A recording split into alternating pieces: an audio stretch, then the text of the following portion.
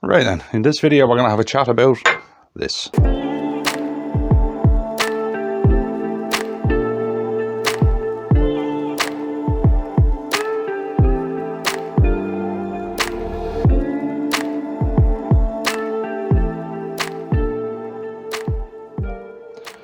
Right then, on the lathe I have a 16 by 4.5 Spanish Chestnut rough torn bowl. I rough turned it ages ago, and it's been through the kiln and stuff. There was a section just there where it was actually punky, so I cut it out, messed up the edges and filled it with black resin. Right, there's a reason I use black resin. I'll go into that when I'm turning. And what we'll do is we'll answer the questions that I've got. I can't remember if I've done one or two of these bowls before on video. But there's same as last week, there's a lot of questions about them. So I'll do my best to answer them. Now, first thing I got to do, of course, is straighten out the tennon. So we'll do that first.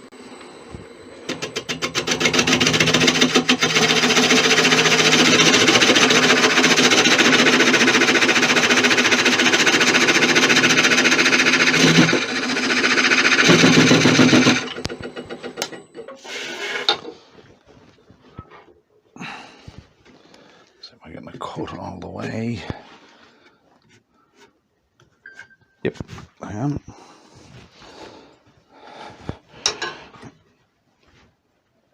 Yeah, put the angle back in for the jaws, and we get on with this.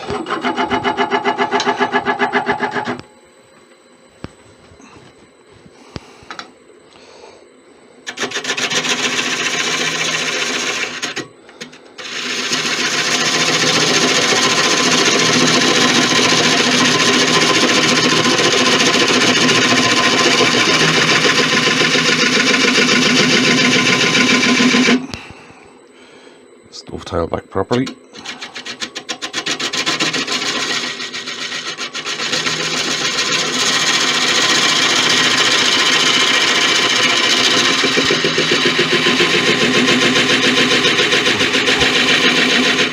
Right, I'm like very sure that that's flat so that the jaws seat properly.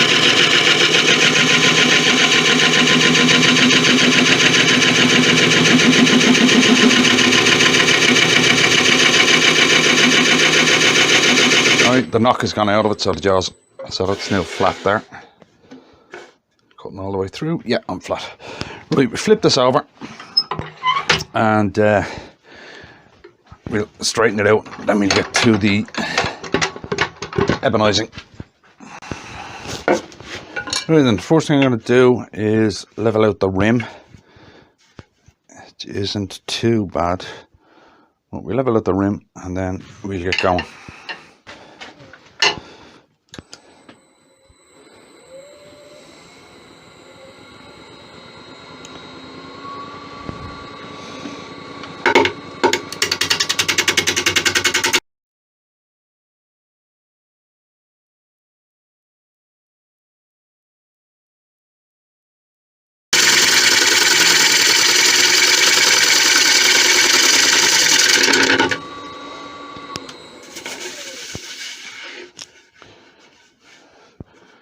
Right, just need to get a good cut on that, so I'll sharpen the gouge.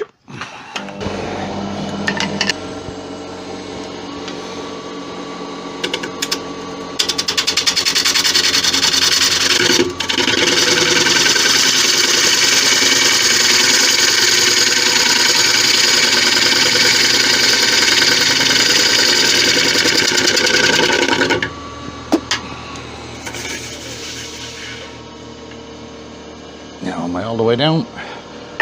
What I'm checking is that I'm all the way down in anywhere that there's resin.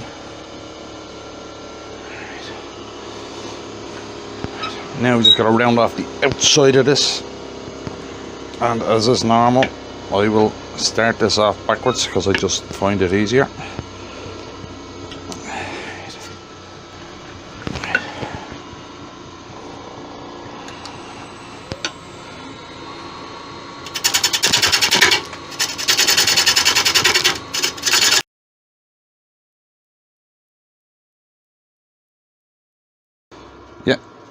getting a full cut round now. Right, now what I'm going to do is I'm going to knock off quite a bit of this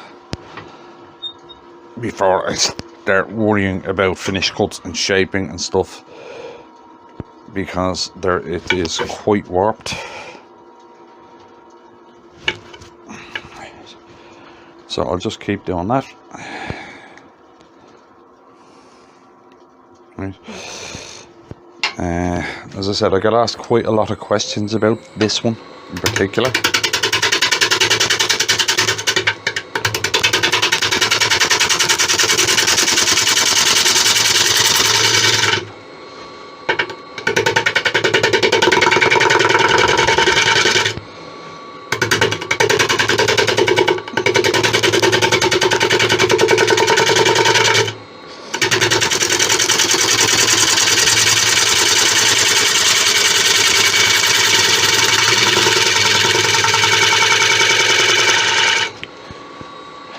I'm just trying to get this round at the moment. I'm not super worried about shape or finish cuts or anything else.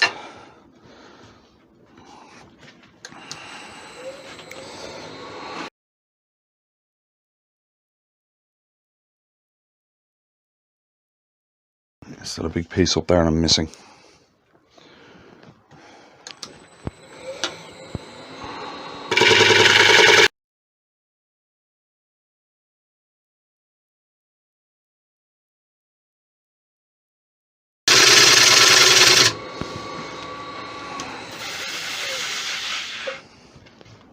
There we go, now we're around. Right, let's get the bottom of it. It's around. And then we can actually start worrying about stuff like finish cuts, final shape, all that kind of stuff.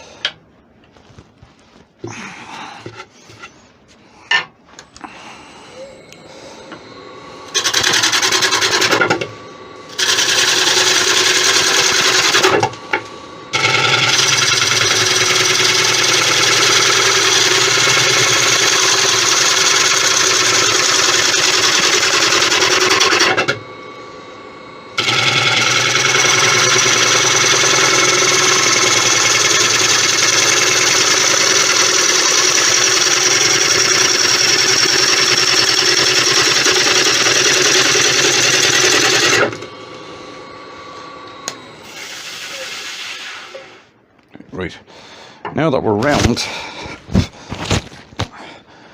I'll start thinking about shape and evening stuff out and finish cuts. Now then, slight resin problem there. The resin didn't go all the way down into that crack. Same there. Right, so this has to go on hold until those cracks are filled. So I'll stick this on hold and I'll be back in a bit. Right now, they're now filled, and I use the what's it called again? Play-Doh. The Play-Doh trick on them, because it was quick. So now where are we? Oh yeah, right, I'll get rid of those bumps and then we'll start shaping this thing.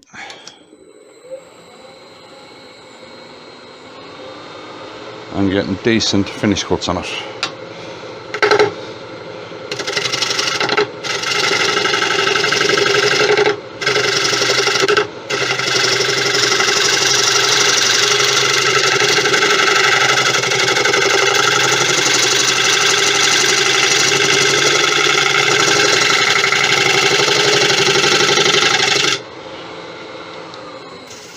Get rid of those bumps, didn't it? It did indeed. Right, now start worrying about shape. Now if you look at this, there's a curve there and it goes back out and there's a bump there. The bump has to go. That curve is pretty close to right, but it's got a terrible finish cut on it because we weren't too worried about finish cuts when we were doing it. So first thing I'm going to do is get rid of that bump. And this time, all the cuts will be in the right direction.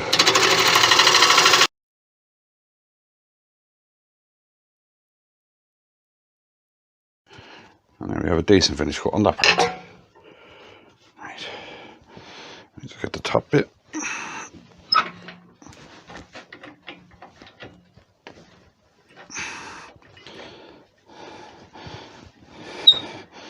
And depending on how this cuts, I may have to finish this with a carbide because of the resin.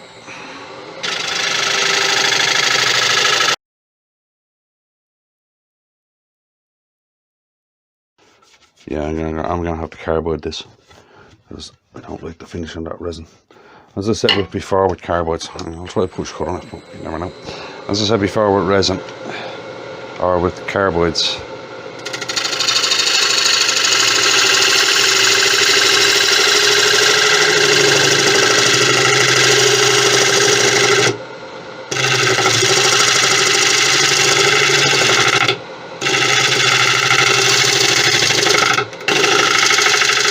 they finish resin beautifully, but they make you sand more on wood.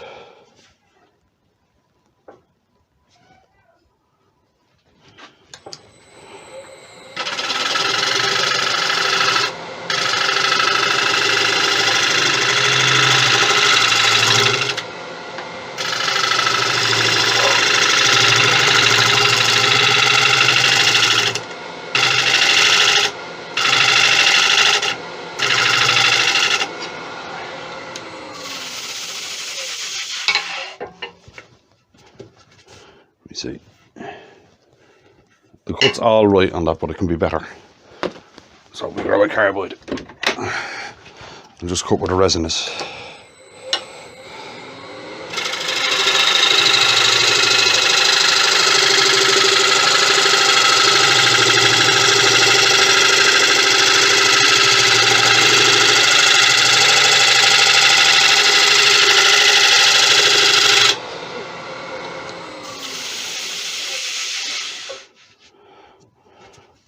Yeah, and it didn't tear up the wood too bad.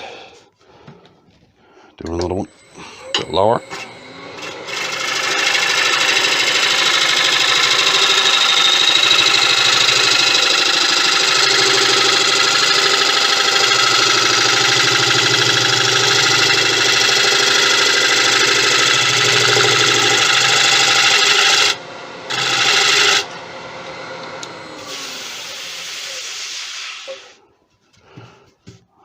Yeah, much better cutting the resin, but I'm after developing a bump just there. It's slight, but it's there. And I don't like it. So I'll get rid of it.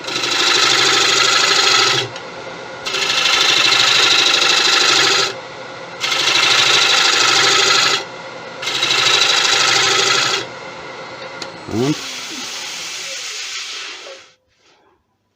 yeah, that got rid of the bump. Now I'll just start at the end here, because I don't like the shape of it.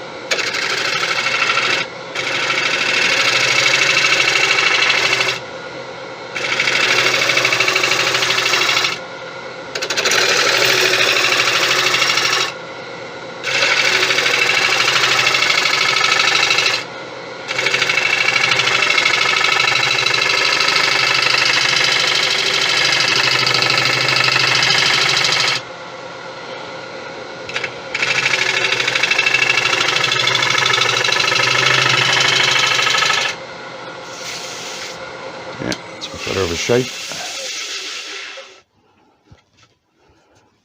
Right. Let's get here.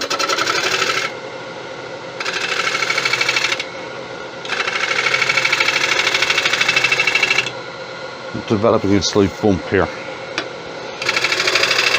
Get rid of that. It's breaking the curve.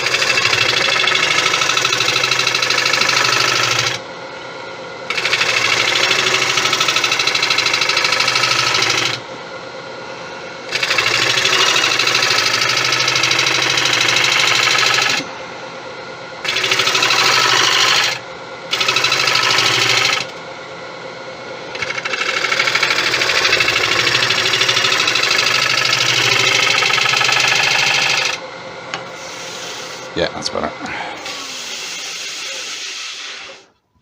Yeah, that's much better. No, it's not. It's terrible down there. It's terrible down here.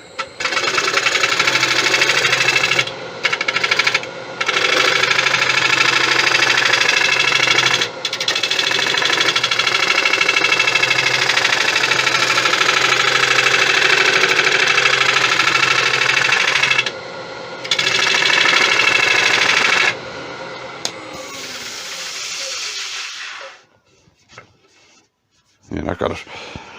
Right, now what I'm going to do is I'm going to sand the outside of this, and then we'll get to the ebonising fluid and I can start answering the questions I was asked. So I'll get that done. I'll be back in a sec. Right, I have this sanded down to 240 and I have put absolutely nothing on it. I haven't cleaned it with mets. I haven't done the Yorkshire grit. I haven't done sanding sealer.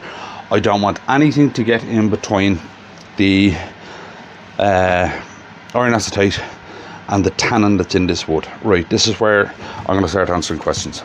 Right, I said I'd done one of these before and I got a load of questions on the video itself, and I got a load through social media, right? And right, I'm going to try and answer them. I got quite a few with, I tried this and it didn't work. Right. This will not work unless there is a high tannin wood you put it on. Right. It won't work with stuff like ash or stuff like that doesn't have much tannin in it. There's a way to mitigate it. Right. Now what I'm not going to do is go through all the stuff I've already done. Right. Like how to make this stuff. Right. There is one question I was asked on how to make this, and I'll answer that here now, right? But I went through how to make this stuff in the first one of these I did. I'll leave a link up there, and a link below, of course. Right. The question I got asked was, I tried this, and I tried to make that stuff. It didn't work. It just ended up all slimy, right? One of the most important things you have to do when you're making this is you must wash the steel wool in detergent and hot water. The reason being is that when it's manufactured, they put this kind of oily substance on it to stop it rusting. And what you want is you want the vinegar to basically melt the steel wool. But if there's the oil on there still, it reacts with the oil as well. It has to get the oil out of the way before it can start rusting the steel wool. And that's what the slime is of. And once you get that slime, this is not going to work because it acts as a barrier. You must clean the steel wool first, and the easiest way of doing it, stick it in a basin, boil a kettle, or for America, boil water, because I know you don't use kettles much over there. Or even kettle means something different as far as I know. Plenty of detergent, like just like dishwashing soap is fine, right? And put it in there, wash it out, then rinse it off, because you got to get that soap off as well, and then leave it there to dry, and then do what's in that other video. Right now, as I said, this is the same jar that I made in that video, so this stuff doesn't go off, right? But its effect when you put it on a high tannin wood is almost immediate.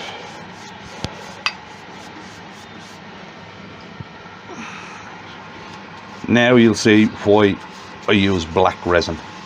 because it basically disappears.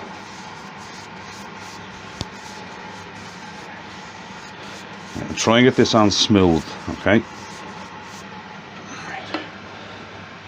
With these bowls, it looks better if it's very high contrast, right?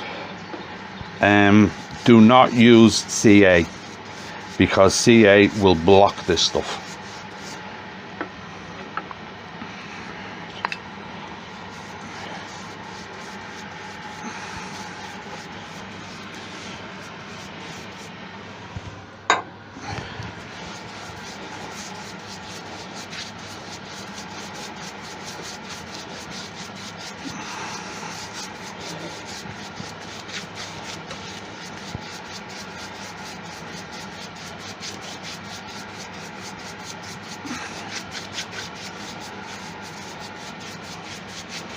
Right, that's the first coat on.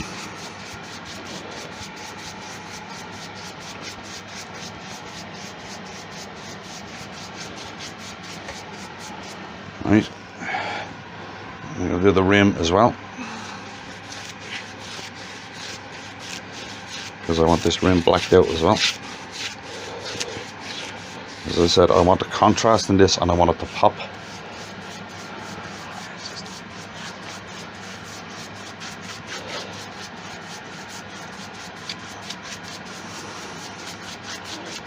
See it going darker there. I want it to work into the wood.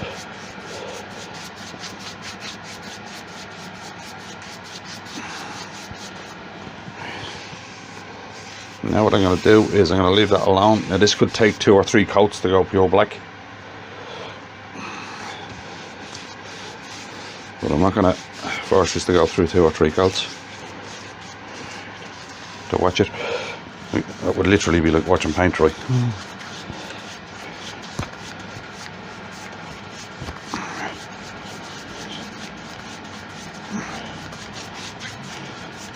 Right, so I'm going to leave that to dry, and then I'll come out, I'll put another coat on it, and I might do it a third time. Right, so we let that dry off, and I'll be back in a bit. Right then. And that's it after 3 coats of the iron acetate. Left to dry between each coat. As I said, it goes really black, but it'll only work with high tannin woods. Right. What I really like about this, about doing it like this rather than putting a paint or a stain or something like this, you'll see it when it's finished. You can see the grain. Right. Right, now I'm going to basically go through my normal finishing routine with it, which is I'm going to put sanding sealer on it, Yorkshire grit, then a Hampshire sheen. Right, so I'll start on that, and I'll be back for the Yorkshire grit bit, which is back. Right, and this week I'm basically doing a request. I'm starting to tell you about Tuath Dannan. So I'll be back in a bit. Right then, this week's Yorkshire grit bit is Tuath Dannan. Right, you've heard me mention in other ones of these about the old Irish gods. Well, basically this is them. Right, who were the Tuath Dannan? They were a mythical race that a lot of Irish folklore is based around. Eventually, it leads to Tuath Dannan becoming the fairy folk that are in Irish legend.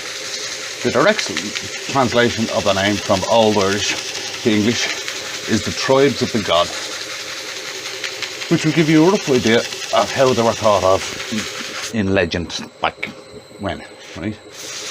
How they ended up in the world is somewhat of a debate, but the basic stories agreed on. They were a magical race. They were sometimes depicted as godlike in some myths, who were the children of the goddess Dannan, the Earth Mother, which is where the modern myth of Mother Nature comes from. They were described as a tall, pale race with long red or blonde hair and piercing blue or green eyes. Another translation of the name Tuath Dannan can be read as the followers of Danu. The Tuath Dannan were the old Irish gods, as I said, and they were eventually driven underground when Christianity came to Ireland. As I said, there's some ambiguity in how they arrived on our shores. Some legends say they arrived from the sky riding a heavy fog, where another version says that the fog was actually the smoke from the burning ships as they arrived in Ireland, and they fell in love with the people and decided to stay.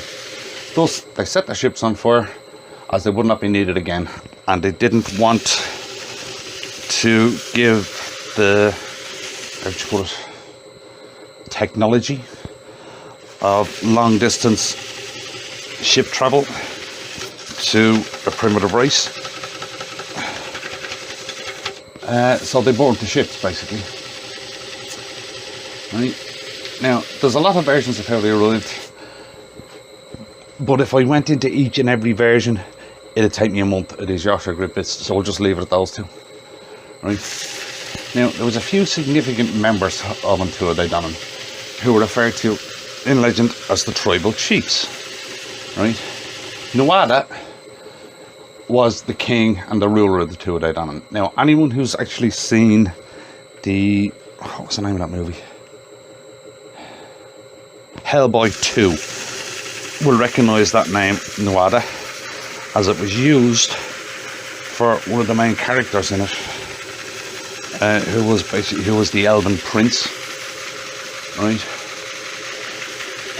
There was Creedonus, who was the crafter and who was responsible for teaching the Irish how to make things. There was Niet, the god of battle. Dainacht, who was the god of healing and taught the Irish about medicine. Now, I have already mentioned Morrigu, or the Morrigan, in a previous Yorkshire grip bit, and if you're interested in hearing that story, I'll leave a link below to the video it's in. Right, and then there was, now this one was hard to pronounce, so I'm going to try it. Right, Goibnu, he was the healer. Macha was the nourisher, who taught the Irish how to cultivate crops, and Ogama taught the Irish how to write, and is responsible for Irish artwork and literature and everything else. This is, as I said, this is according to legend. Right. Now, when the Tuath Dannan arrived on our shores, they brought with them 4 treasures, sometimes referred to as the jewels of Tuath Dannan. There was Lu's spear.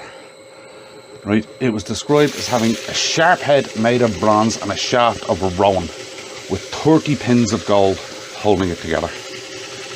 It was said that anybody wielding this weapon could not be beaten in battle. There was the Sword of Light, which belonged to Tuath the king. This sword has legends all of its own, and there are too many to go into. But let's just say that yet again, whoever wielded it couldn't be beaten in battle. And if you could wield it, you were the king. Right? It's a matter of conjecture if the legend of Excalibur is based on this Irish legend of the Sword of Light. And there has been lots of debates over it. I'm not going to say yes or no, because basically, I don't know. Right? There was the Stone of Fall. Now, this one is different. You can actually see this thing. Right? Or Leafall. It's the Stone of Destiny. And it actually, as I said, you can still see it on the hill of Tara, and it is known as the Coronation Stone. And it was said that if the true High King placed his feet upon this stone, then it roared to show that a worthy High King had been chosen. Right. Lastly, there was the Cauldron of Dagda. It was said to have numerous magical powers, including giving wealth to those who deserved it, feeding the hungry, and even raising the dead if the body was washed in water carrying the cauldron. Now, some conjecture again thinks that it was from this cauldron that the leprechaun's crock of gold may have come from. basically two legends crossing over. That happens a lot in Irish legends, right? But that's where they think that that one may have come from, right? Now, that was just an introduction to the Tuath Dannan. There are loads of stories about them, and I'll go into them in future Yorkshire Grip bits, right? As I said, they just needed to be introduced to, so that you basically know what I was talking about, right? So I'll continue on with this, and I'll be back when I'm buffing the wax off. So I'll see you in a minute. Right then, just buffing the wax off. Came out quite nice.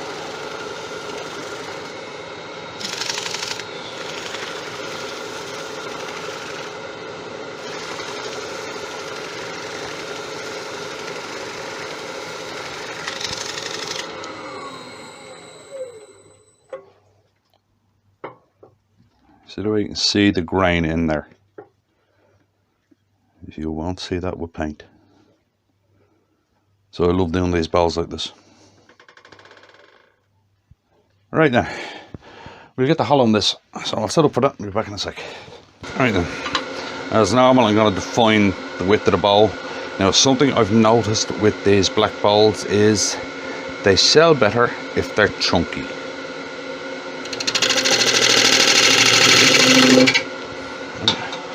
Check their cuts nice and clean.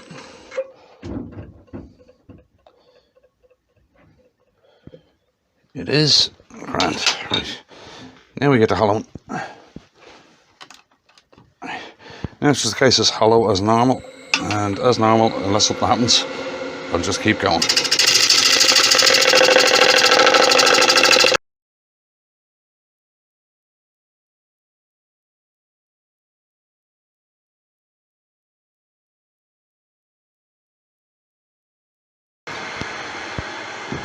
Right, while that support is still in the middle, I'm gonna hit that resin with a carbide. Same reason as I did the outside.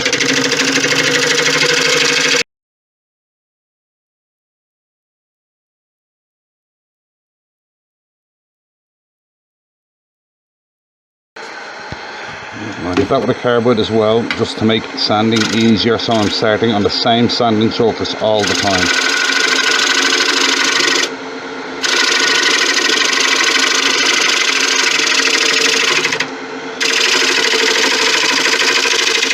If you can help it, you don't want to start sanding on two different surfaces.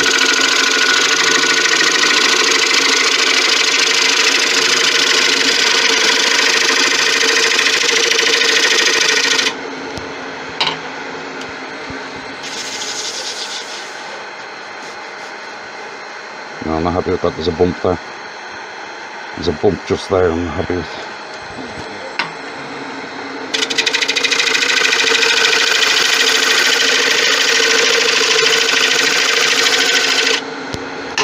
It's very slight, but it's there.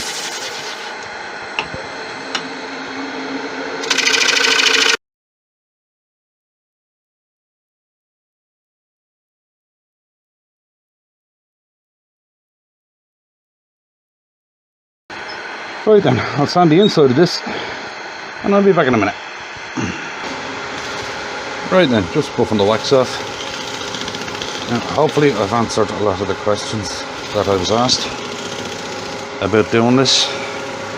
As I said, things to remember is make sure to wash the steel wool thoroughly and dry it thoroughly before you pour the vinegar on.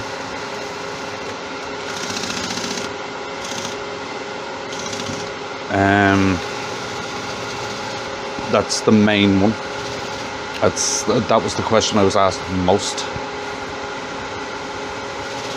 Was that right? Make sure you use a high tannin wood, or yet again it won't work. Right, and just from making these and selling them on the stall, stuff that I've discovered is don't go too thin, because people don't seem to like it. I think it could be something to do with the fact that it's black. Right, people don't seem to like thin versions of this bowl because I've done a couple of them and they didn't sell as well as the heavy ones I do. Right, and contrast is the thing, right? Making the colours pop, contrast between the inside and the outside really helps, right? And do not use CA on, you're fine on the inside of it, but on the outside where that's going black, do not use CA because it will not go black, right? The CA blocks it, and doesn't really matter how careful you are putting it in, CA kind of seeps out sideways a little bit and you will see it. Now, I haven't tried it with black CA, that might work, but normal CA won't work. Right, and there is the inside of it. Right. Now, we'll take this off, flip it round, do the base, and we can have a proper look at it. So I'll flip it over and I'll be back to you in a sec. Right then, first thing I want to do is get a clean cut here.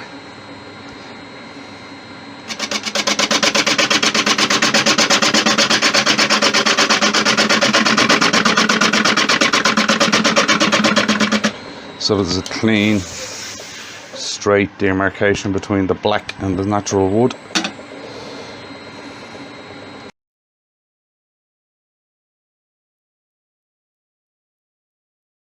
Same with there, I don't think I am.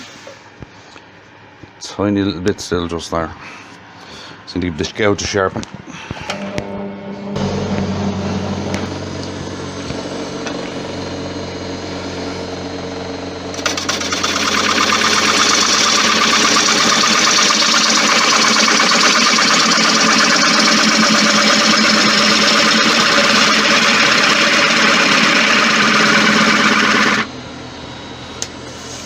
It, is it? It is. Nice clean there. Now just get rid of the tennon and we'll be good.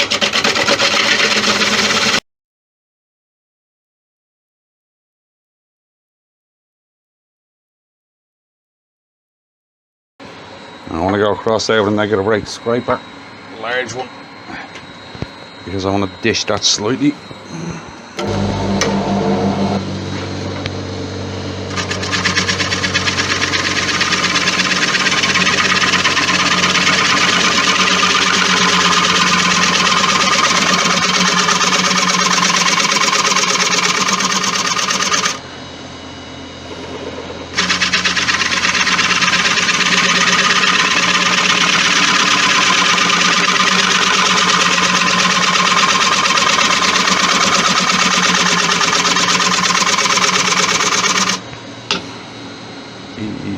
Yep, that's slightly dished. Get rid of more of this.